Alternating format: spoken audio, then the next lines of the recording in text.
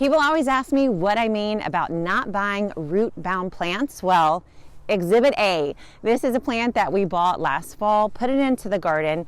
We tried to loosen up the roots when we got it from the nursery.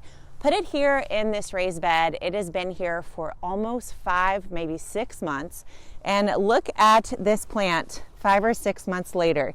It has never extended beyond the size of the pot that it grew in at the nursery, and that's because it was root bound. You can see where all these roots had grown all around the sides of that pot where it was first growing. And despite us putting it into a larger raised bed, the roots never got the message. They had grown accustomed to growing together in this tight little area. And even though they had loads of room to spread out and to grow to a much bigger plant, they never got the message. They were just stuck the way that they grew at the nursery.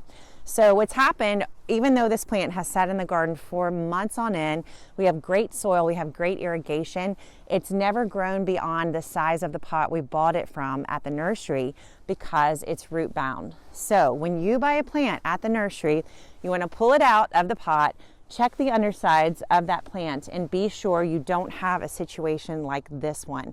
This is what I mean by being root bound. When this happens and you put it into the garden, no matter how well you treat that plant, no matter what you do for it to grow, it will rarely pass beyond its original size that it was grown in at the nursery. So check the roots before you buy, and don't make the same mistake I did.